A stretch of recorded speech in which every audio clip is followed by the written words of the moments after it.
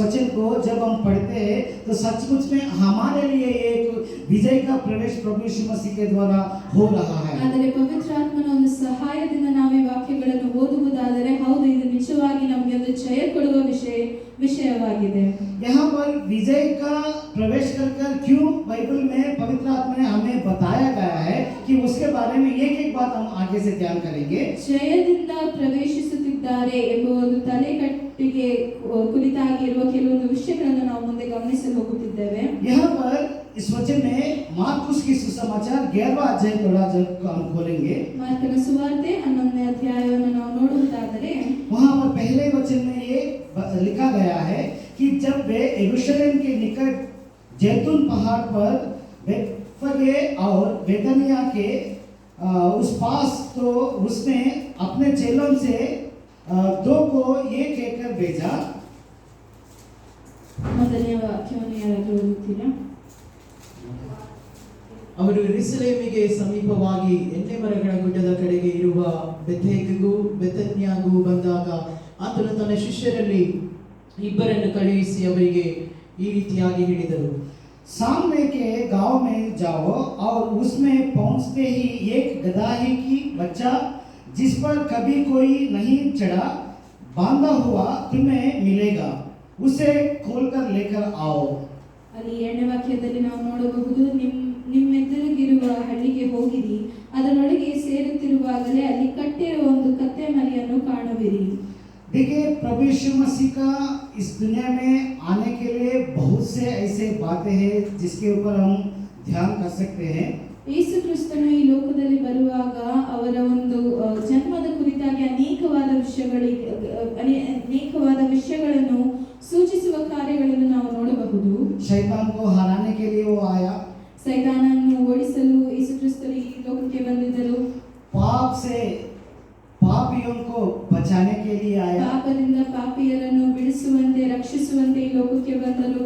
मनुष्य जो परमेश्वर से दूर हो गया उनको दोबारा परमेश्वर के साथ मेल मिलाप करने के लिए वो आया। ದೇವರಿಂದ ದೂರ ಹೋಗಿರುವ ಮನುಷ್ಯರನ್ನು ಮತ್ತೊಮ್ಮೆ ದೇವರ ಬಳಿಗೆ ಅವರ ಹತ್ತಿರವಾಗಿ ಕರೆತರಲು ಅವರು ಬಂದಿದ್ದರು।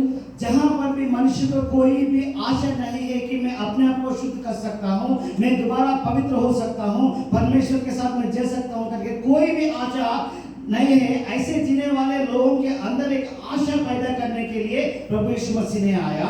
ನನ್ನ ಪಾಪಗಳಿಂದ ನಾನು ಬಿಡುಗಡೆ ಹೊಂದಬಹುದು, ನನಗೆ ಒಂದು ಪವಿತ್ರವಾದ ಜೀವನ ಸಿಗಬಹುದು, ನಾನು ಮತ್ತೊಮ್ಮೆ ದೇವರ ಬಳಿಗೆ ಮೊದಲಿದ್ದ ಪ್ರೀತಿಯಲ್ಲಿ ನಾನು ಸೇರಬಹುದು ಎಂಬುದಾಗಿ ಯಾವ ನಿರೀಕ್ಷಣೆ ಇಲ್ಲದೆ ಇರುವ ಜನರಿಗೆ ಇಲ್ಲ, ಇದೆಲ್ಲವೂ ಸಾಧ್ಯವಾಗಿ ಮಾರ್ಪಡಬಹುದು ಎಂಬುದಾಗಿ ಒಂದು ನಿರೀಕ್ಷೆಯನ್ನು ಕೊಡಲು ಅವರು ಈ ಲೋಕಕ್ಕೆ ಬಂದರು। ऐसे अंधकार में जीने वाले आदमी लोगों के लिए परमेश्वर अभी विजय प्रवेश उस यरूशलेम में जा रहा था ताकि इन सारे बातों से मैं लोगों को छुटकारा दूं, उनको दोबारा परमेश्वर के पास लेकर आऊं, उनको दोबारा परमेश्वर के राज में शामिल कर सकूं।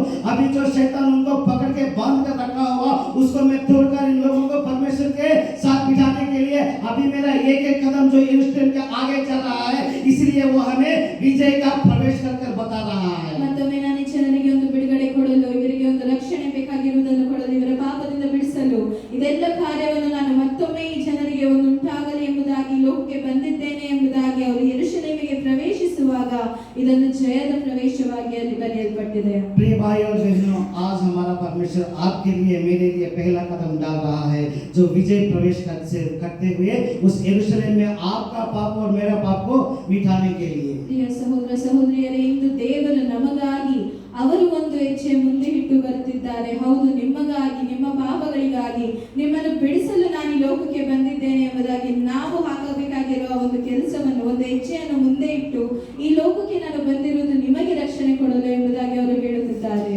उसका ये साहस प्रयाण जो है वो एक गधा के ऊपर तय करके रखा है। ಇಲ್ಲಿ ನಾವು ನೋಡಬಹುದು, ಅವರು ಪ್ರಯಾಣಿಸುವುದು ಒಂದು ಕತ್ತೆ ಮರಿಯ ಮೇಲೆ। क्यों उन्होंने गधा की चुना? ಒಂದು ಕತ್ತೆಯ ಮರಿಯನ್ನೇ ಅವರು ಯಾಕೆ ಆರಿಸಿಕೊಂಡರು? वो भी ऐसे गधा को चुना जिस पर कभी बैठा ही नहीं। ಅದು ಅವರು ಆರಿಸಿಕೊಂಡ ಕತ್ತೆ ಮರಿಯು ಅದರ ಮೇಲೆ ಇದಕ್ಕೆ ಮುಂಚೆ ಯಾರು ಕುಳಿತುಕೊಂಡಿರಲಿಲ್ಲ ಅಥವಾ ಅದರ ಯಾವ ಒಂದು ಉಪಯೋಗವಿರಲಿಲ್ಲ। और ऐसे गधा को उन्होंने चुना जो एक जगह पर बांध के रखा है। ಒಂದು ಸ್ಥಳದಲ್ಲಿ ಕಟ್ಟಿ ಹಾಕಿರುವ ಒಂದು ಕತ್ತೆಯ ಮರಿಯನ್ನು ಅವರು ಆರಿಸಿಕೊಂಡರು। वो अपने चेलन को बोलता है कि आप लोग आगे की एक गांव है, वहां पर जाओ, आपको एक गधा नजर आएगा बांधा हुआ, उसको तोड़कर लेकर आओ। ಯೇಸು ಕ್ರಿಸ್ತನು ಶಿಷ್ಯರಿಗೆ ಹೇಳುವುದು, ನೀವು ಇಲ್ಲಿಂದ ಮುಂದೆ ಹೋಗುವಾಗ ಒಂದು ಹಳ್ಳಿ ಕಾಣ್ತದೆ, ಅಲ್ಲಿ ಕಟ್ಟಲ್ಪಟ್ಟಿರುವ ಒಂದು ಕತ್ತೆಯ ಮರಿಯನ್ನು ಅಲ್ಲಿಂದ ಬಿಡಿಸಿಕೊಂಡು ನೀವು ತರಬೇಕು. देखिए, मनुष्य को परमेश्वर अभी छुड़ाने जा रहा है अपने पापों से। ನೋಡಿ, ದೇವರು ಆತನ ಜನರನ್ನು ಆ ಒಂದು ಪಾಪದಿಂದ ಬಿಡಿಸಲು ಹೋಗುತ್ತಿದ್ದಾರೆ. लेकिन मनुष्य ऐसा पाप से बांधा हुआ है जिससे वो कभी बाहर आने का सोच भी नहीं सक रहा है या कोशिश भी नहीं कर रहा है कि मैं किस तरह अपने पापों को अपने से दूर करूं। ಆದರೆ ಮನುಷ್ಯನ ಪಾಪದಲ್ಲಿ ಮುಳುಗಿ ಹೋಗಿರುವ ರೀತಿಯನ್ನು ನೋಡುವುದಾದರೆ ಅಥವಾ ಆತನು ಕಟ್ಟಲ್ಪಟ್ಟಿರುವ ವಿಧಾನಗಳನ್ನು ನೋಡುವುದಾದರೆ, ನಾನು ಈ ಒಂದು ಪಾಪದಿಂದ ನನ್ನನ್ನು ನಾನು ಬಿಡಿಸಲು ಸಾಧ್ಯವಿಲ್ಲ, ಇದರಿಂದ ನಾನು ಬಿಡಿಸಿಕೊಳ್ಳಲು ನನಗೆ ಆಗುವುದಿಲ್ಲ ಎಂಬುದಾಗಿ ಯೋಚನೆಯಲ್ಲಿ ಇದ್ದಾರೆ. मनुष्य ऐसा स्थिति में है पाप से बांधा हुआ, ಮನುಷ್ಯರಿರುವ ಒಂದು ಸ್ಥಿತಿ, ಅವರು ಪಾಪದಲ್ಲಿ ಮುಳುಗಿ ಹೋಗಿದ್ದಾರೆ, बांध के रखा है पाप ने मनुष्य को। ಪಾಪದಲ್ಲಿ ಬಂಧಿಸಲ್ಪಟ್ಟಿದ್ದಾರೆ. यहाँ पर जिस तरह इस गधा को किसी ने बांध कर रखा है, वैसे ही मनुष्य को पाप ने बांध कर अपने कब्जा में रखकर अपने सामने उसको खड़ा करके रखा है। ಈ ಒಂದು ಕತ್ತೆ ಮರಿಯು ಯಾವ ರೀತಿಯಲ್ಲಿ ಬಂಧಿಸಲ್ಪಟ್ಟಿತೋ ಅಥವಾ ಕಟ್ಟಲ್ಪಟ್ಟಿತೋ, ಅದೇ ರೀತಿಯಲ್ಲಿ ಮನುಷ್ಯರು ಕೂಡ ಅವರು ಮಾಡಿರುವ ಪಾಪದಲ್ಲಿ ಬಂಧಿಸಲ್ಪಟ್ಟಿದ್ದರು, ಕಟ್ಟಲ್ಪಟ್ಟಿದ್ದರು. अभी यरूशलेम बोला तो परमेश्वर का शहर है, जो कहते हैं कि दाऊद का सिटी ऑफ डेविड। ಯೆರೂಸಲೇಮಿನ ಕುರಿತಾಗಿ ನಾವು ನೋಡುವುದಾದರೆ, ದಾವೀದನ ಒಂದು ಪಟ್ಟಣವಾಗಿ ನಾವು ಅದನ್ನು ನೋಡಬಹುದು. वो पवित्र शहर भी माना जाता है। ಅದನ್ನು ಒಂದು ಪವಿತ್ರವಾದ ಸ್ಥಾನ ಎಂಬುದಾಗಿ, ಒಂದು ಪವಿತ್ರವಾದ ಒಂದು ಸ್ಥಳ ಎಂಬುದಾಗಿ ಕರೆಯಲ್ಪಡುತ್ತದೆ. अभी ये जो गधा जो है बाहर बांधा हुआ है, वो पाप के साथ अगर हम आदमी को आत्मिक रूप पर उसको तुलना करेंगे तो मनुष्य भी उस पवित्र स्थान में जाने के लिए उसको इजाजत नहीं है, क्योंकि उसको यरूशलेम के बाहर पाप के साथ बांध कर रखा है।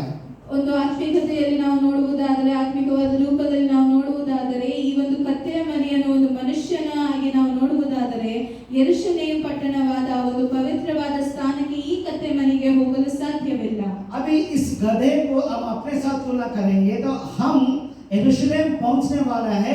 ये यरूशलेम पहुंचना हमारे लिए बहुत जरूरी बात है कि वहां पर प्रभु रहता है, वो पवित्र स्थान है। परमेश्वर इसलिए हमें यरूशलेम में पहुंचाने के लिए हमारे बांधव स्थिति से बाहर लेने के लिए अपने चेलन को भेजा। ಆ ಒಂದು ಕತ್ತೆ ಮರಿಯನ್ನು ನಮಗೆ ನಾವು ಹೋಲಿಸಿಕೊಳ್ಳುವುದಾದರೆ, ನಾವು ನಮ್ಮ ಪಾಪದಿಂದ ಬಿಡಿಸಲ್ಪಡಲು, ಅದರಿಂದ ಒಂದು ರಕ್ಷಣೆ ಹೊಂದಲು ಈ ಯೆರೂಸಲೇಮ್ ಪಟ್ಟಣಕ್ಕೆ ನಾವು ಹೋಗಬೇಕಾಗಿದೆ. ಈ ರೀತಿಯಾಗಿ ಹೋಗಲು ನಮ್ಮಿಂದ ನಮಗೆ ಸಾಧ್ಯವಾಗುವುದಿಲ್ಲ, ನಮಗೆ ಯೇಸು ಕ್ರಿಸ್ತನ ಸಹಾಯವು ಬೇಕಾಗುತ್ತದೆ. क्या कुछ समझ में आ रहा है जो मैं बोल रहा हूँ? ನಾನು ಹೇಳುವುದು ಅರ್ಥವಾಗ್ತಿದೆಯಾ? कितने लोगों को समझ में आ रहा है? ಎಷ್ಟು ಜನಗೆ ಅರ್ಥವಾಗುತ್ತಿದೆ? कितने लोगों को समझ में नहीं भी आ रहा है? ಎಷ್ಟು ಜನಗೆ ಅರ್ಥವಾಗುತ್ತಿಲ್ಲ? ठीक है, ऐसा बोलता हूँ, हमारा डेस्टिनेशन पहुंचने का जगह जो है वो यरूशलेम है।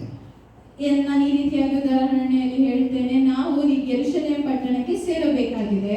बाइबल में हमें नया यरूशलेम बोला तो स्वर्गराज है, जहाँ पर हम जाएंगे बाद में, जब प्रभु यीशु मसीह आएगा, या इससे पहले अगर मर जाएंगे तो जब वो आएगा हमें उठा के लेकर जाएंगे। ಸತ್ಯವೇದದಲ್ಲಿ ನಾವು ನೋಡುವುದಾದರೆ, ಹೊಸ ಯೆರೂಸಲೇಮ್ ಪಟ್ಟಣದ ಕುರಿತಾಗಿ ಬರೆಯಲ್ಪಟ್ಟಿದೆಯಲ್ಲ, ಅದು ನಾವು ಸ್ವರ್ಗಕ್ಕೆ ಸೇರುವಾಗ ಅಥವಾ ನಾವು ಸತ್ತ ನಂತರವಾಗಿರಬಹುದು, ಅಥವಾ ಯೇಸು ಕ್ರಿಸ್ತನ ಬರವಣಿಗೆ ಸಮೀಪವಾಗಿರುವುದರಿಂದ ಅವರು ಏನಾದರೂ ಒಂದು ವೇಳೆ ಬೇಗ ಬರುವುದಾದರೆ ಅವರ ಜೊತೆಗೆ ನಾವು ಆ ಒಂದು ಪರಲೋಕಕ್ಕೆ ಸೇರಲ್ಪಡುತ್ತೇವೆ. अभी ये जो गधा जिसको बाहर बांध के रखा है, वो सोचिए एक पापी है, या मैं हूँ या हम है। ಈಗ ಕತ್ತೆ ಊರಿನ ಆಚೆ ಕಟ್ಟಲ್ಪಟ್ಟಿರುವ ಒಂದು ಕತ್ತೆ ಮರಿಯನ್ನು ನಾವು ನೋಡುವುದಾದರೆ, ಅದು ನಾವು, ನೀವು ಅಥವಾ ನಮ್ಮಲ್ಲಿ ಒಬ್ಬರು ಆಗಿರಬಹುದು. तो प्रभु यीशु मसीह का ये चिंता है, वो तो महाज्ञानी है, भविष्यवक्ता है, उसको मालूम है कि जो गधा बांधा हुआ है बाहर, उसको मैं किसी तरह भी यरूशलेम के अंदर पहुंचाना है। ಸರ್ವಜ್ಞಾನಿಯಾದ ಯೇಸು ಕ್ರಿಸ್ತನಿಗೆ ಗೊತ್ತು, ನಾನು ಈ ಒಂದು ಕತ್ತೆ ಯಾವುದು ಊರಿಂದ ಆಚೆ ಇಡಲ್ಪಟ್ಟಿದೆಯೋ, ಯಾವುದು ಕಟ್ಟಲ್ಪಟ್ಟಿದೆಯೋ, ಅದನ್ನು ಅಲ್ಲಿಂದ ಬಿಡಿಸಿ ನಾನು ಊರು ಒಳಗೆ ಅಥವಾ ರಕ್ಷಣೆಗೆ ನಾನು ಕರೆತರಬೇಕು ಎಂಬುದಾಗಿ. प्रभु यीशु मसीह का नजर भी ऐसा है कि जो यरूशलेम पवित्र स्थान जो है, जो शहर है, वहां पर जो भी पाप के साथ भरा हुआ है, ये बांधा हुआ है, इसको यरूशलेम जाने में मुश्किल हो जाएगा, वो अपने आप में नहीं जा सकता है, इसलिए मैं उसको खुलाऊंगा, मैं उसको मंगवाऊंगा, उसके ऊपर मैं बैठकर उस यरूशलेम में प्रवेश करूंगा। उसको लिए वो बोलता है विजय प्रवेश करना। ಯೇಸು ಕ್ರಿಸ್ತನಿಗೆ ತಿಳಿದಿರುವ ವಿಷಯ, ಈ ಒಂದು ಪಾಪಿ ಅಥವಾ ಈ ಒಂದು ಕತ್ತೆ ಆ ಊರಿನ ಆಚೆ ಕಟ್ಟಲ್ಪಟ್ಟಿದೆ, ಅದರಾಗಿ ಅದನ್ನು ಬಿಡಿಸಿಕೊಂಡು ಊರಿಗೆ ಬರಲು ಸಾಧ್ಯವಿಲ್ಲ ಅಥವಾ ರಕ್ಷಣೆಗೆ ಬರಲು ಸಾಧ್ಯವಿಲ್ಲ. ಈ ಕತ್ತೆಯ ಮೇಲೆ ನಾನು ಕುಳಿತುಕೊಂಡು ಅಥವಾ ಅದನ್ನು ಅಲ್ಲಿಂದ ಬಿಡಿಸಿ ನಾನು ಅದನ್ನು ರಕ್ಷಣೆಗೆ ಕರೆತರಬೇಕು ಎಂಬುದಾಗಿ. इसलिए प्रभु यीशु मसीह अपने चेलों को, 2 लोगों को भेजकर तुम लोग बड़ी ध्यान से उस गांव के सामने जो गांव है वहां पर जाना, उससे आप खोल कर लेकर आना। अगर कोई आपसे पूछे क्यों आप ये लेकर जा रहे हो, प्रभु एक बहुत बड़ा अच्छा बात यहाँ पर हमारे लिए लिखा है। ನಾವು ಈ ವಾಕ್ಯಗಳನ್ನು ನೋಡುವುದಾದರೆ ಯೇಸು ಕ್ರಿಸ್ತನ ಶಿಷ್ಯರಿಗೆ ಹೇಳಲು, ನೀವು ಆ ಎದುರಿರುವ ಊರಿಗೆ ಹೋಗಿ ಅಲ್ಲಿ ಕಟ್ಟಲ್ಪಟ್ಟಿರುವ ಒಂದು ಕತ್ತೆಯ ಮರಿಯನ್ನು ಬಿಡಿಸಿಕೊಂಡು ತರಬೇಕು. ಒಂದು ವೇಳೆ ಇದು ಏನಕ್ಕೆ ನೀವು ತಗೊಂಡು ಹೋಗುತ್ತಿದ್ದೀರಾ ಎಂಬುದಾಗಿ ಕೇಳುವುದಾದರೆ ಅದಕ್ಕೆ ಕೊಡಬೇಕಾಗಿರುವ ಒಂದು ಸುಂದರವಾದ ಉತ್ತರವನ್ನು ನಾವು ಈ ಅಧ್ಯಾಯದಲ್ಲಿ ನೋಡಬಹುದು. देखिए 30वें वचन में इस तरह लिखा गया है, तुम जाओ, और जो दूसरी वचन में तुम जाओ उसको खोलकर लेकर आओ। अगर कोई, 30वें वचन में से हम पढ़ता हूँ, यदि तुमसे कोई पूछे ये क्या कर रहे हो, तो उससे कहना प्रभु को इसका प्रयोजन है। ಯಾರಾದರೂ ನಿಮ್ಮನ್ನು ಅದನ್ನು ಏಕೆ ಬಿಚ್ಚುತ್ತೀರಿ ಎಂದು ಕೇಳಿದರೆ ಇದು ಕರ್ತನಿಗೆ ಅಗತ್ಯವಿದೆ ಅನ್ನಿರಿ. देखिए गधा की तरह बांस होकर पाप के साथ बांधा हुआ एक पापी को छुड़ाने के लिए परमेश्वर अपने लोगों को भेज रहा है। ಇಲ್ಲಿ ನಾವು ನೋಡಬಹುದು, ಒಂದು ಕತ್ತೆಯ ರೀತಿಯಲ್ಲಿ ಪಾಪದಲ್ಲಿ ಮುಳುಗಿ ಹೋಗಿ ಅಥವಾ ಈ ಲೋಕದಿಂದ ಬಂಧಿಸಲ್ಪಟ್ಟ ಆ ಒಂದು ಕತ್ತೆಯನ್ನು ದೇವರು ಆತನ ಜನರನ್ನು ಕಳಿಸಿ ಅವರನ್ನು ಅವನಿಗೆ ಬಿಡುಗಡೆ ಕೊಡಬೇಕು ಎಂಬುದಾಗಿ ಪ್ರಯತ್ನಿಸುತ್ತಿದ್ದಾರೆ. यही प्रभु यीशु मसीह इस दुनिया में आने के लिए उनका असली मकसद है। ಯೇಸು ಕ್ರಿಸ್ತನು ಈ ಲೋಕಕ್ಕೆ ಬರಲು ಇರುವ ಒಂದು ಮುಖ್ಯವಾದ ಉದ್ದೇಶವೇ ಇದಾಗಿದೆ. वो किसी भी तरह कर जो बांधा हुआ पाप के साथ, जो बांधा हुआ अपने चिंताओं के साथ, जो बांधा हुआ अपने आदतों के साथ, उसको छुड़ाने के लिए प्रभु यीशु मसीह आया। ಯೇಸು ಕ್ರಿಸ್ತನು ಈ ಲೋಕಕ್ಕೆ ಬಂದಿರುವುದು ನಾವು ಬಂಧಿಸಲ್ಪಟ್ಟಿರುವ ಪಾಪವಾಗಿರಬಹುದು ಅಥವಾ ನಮ್ಮನ್ನು ಬಂಧಿಸುವ ಒಂದು ಆಲೋಚನೆಗಳಾಗಿರಬಹುದು, ನಮಗಿರುವ ಅಭ್ಯಾಸಗಳು ಆಗಿರಬೇಕು. ಬಂಧಿಸಲ್ಪಟ್ಟಿರುವುದನ್ನು ಬಿಚ್ಚಿ ಒಂದು ಬಿಡುಗಡೆ ಕೊಡುವಂತೆ ದೇವರು ಈ ಲೋಕಕ್ಕೆ ಬಂದಿದ್ದರು. आज बहुत लोगों को यही समस्या है, अगर परमेश्वर के दास लोग जाकर उसको खोलने के लिए, अपने पापों से छुड़ाने के लिए कोशिश करेंगे, तो शैतान उनको जरूर पूछेगा कि आप क्या कर रहे हो, उनको क्यों खोल रहे हो, उसको इसी पाप में मरने दीजिए ना, क्यों उसको खोल के लेकर जा रहे हैं। ಅನೇಕರಿಗೆ ಇರುವ ಒಂದು ಸಮಸ್ಯೆ, ಒಂದು ವೇಳೆ ದೇವ ಜನರು ಅವರ ಬಳಿಗೆ ಹೋಗಿ ಅವರನ್ನ ಒಂದು ಪಾಪದಿಂದ ಅಥವಾ ಇರುವ ಒಂದು ಆಲೋಚನೆಗಳಿಂದ ಅಥವಾ ಒಂದು ಬಂಧನದಿಂದ ಬಿಡಿಸಲು ಪ್ರಯತ್ನಿಸುತ್ತಿರುವುದಾದರೆ ಸೈತಾನನು ಅನೇಕ ವೇಳೆಯಲ್ಲಿ ಕೇಳುವುದು, ನೀವು ಯಾಕೆ ಅವನಿಗೆ ಬಿಡುಗಡೆ ಕೊಡುತ್ತಿದ್ದೀರಿ, ಆ ಪಾಪದಲ್ಲಿ ಆತನು ಸಾಯುತ್ತಾನೋ ಆತನನ್ನು ಸಾಯಲಿ ಎಂಬುದಾಗಿ ಹೇಳುತ್ತಾನೆ. क्या आज कल ऐसा नहीं हो रहा है? ಈ ದಿನಗಳಲ್ಲಿ ನಾವು ಈ ರೀತಿಯಲ್ಲಿ ನೋಡಬಹುದಲ್ಲ.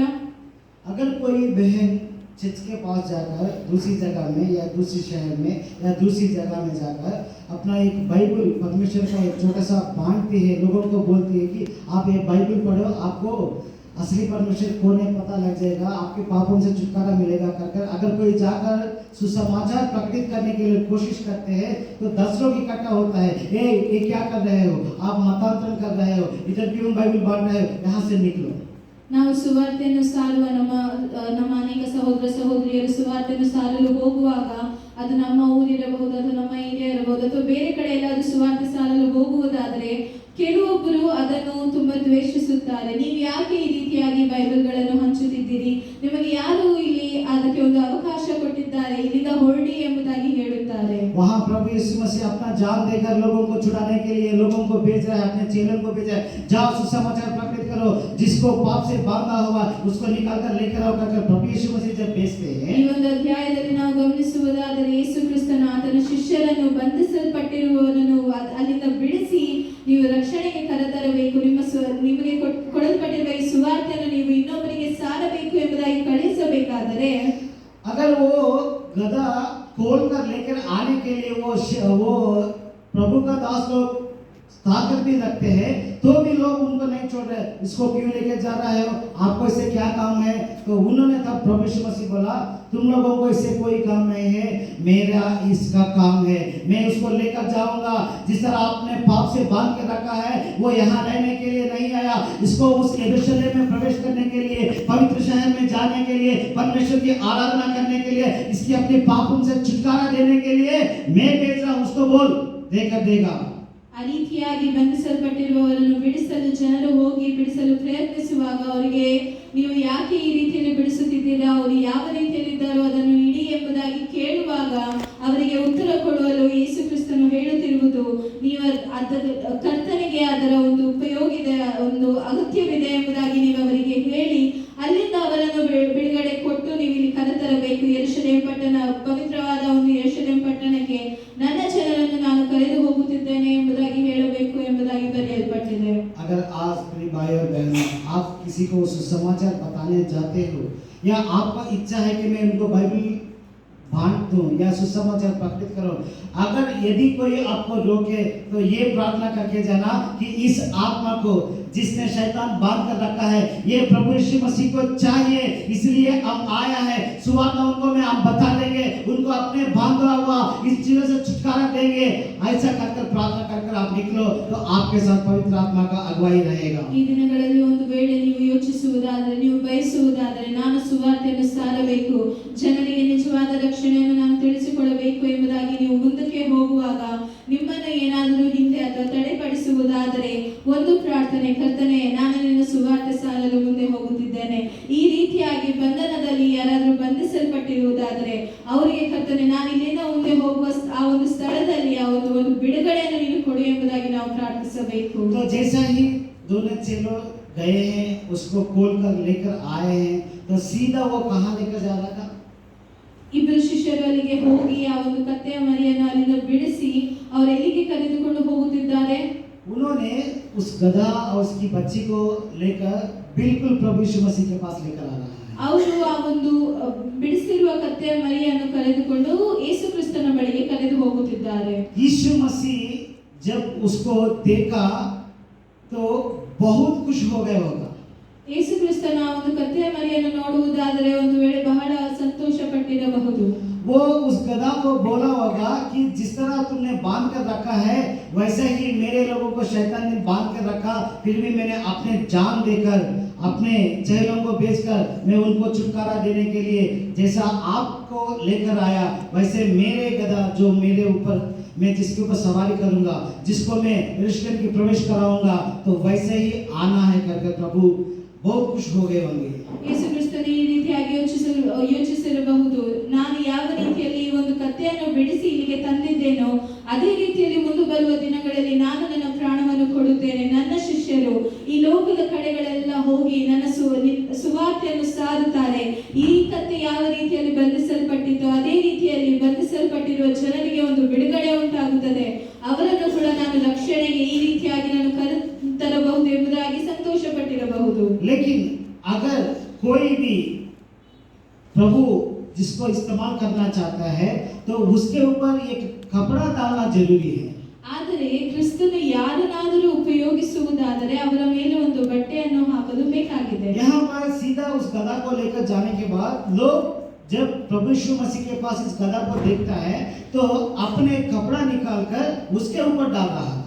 ಈ ಕತ್ತೆಯ ಮೇಲೆ ಯೇಸು ಕ್ರಿಸ್ತನು ಕುಳಿತುಕೊಂಡು ಅದರ ಮೇಲೆ ಪ್ರವೇಶ ಮಾಡುವಾಗ ಪಟ್ಟಣಕ್ಕೆ ನಾವು ನೋಡಬಹುದು ಜನರೆಲ್ಲ ಅವರ ಬಳಿಯಲ್ಲಿದ್ದ ವಸ್ತ್ರಗಳನ್ನು ಅದರ ಮೇಲೆ ಹಾರಿಸುತ್ತಿದ್ದರು. अगर आपको प्रभु यीशु मसीह ने इस्तेमाल करना है तो वो नंगे शरीर के ऊपर नहीं बैठेगा, उसके ऊपर आपको एक कपड़ा डालना पड़ेगा जिसको हम कहते हैं कि धर्मी कपड़ा, द wardrobe of righteousness.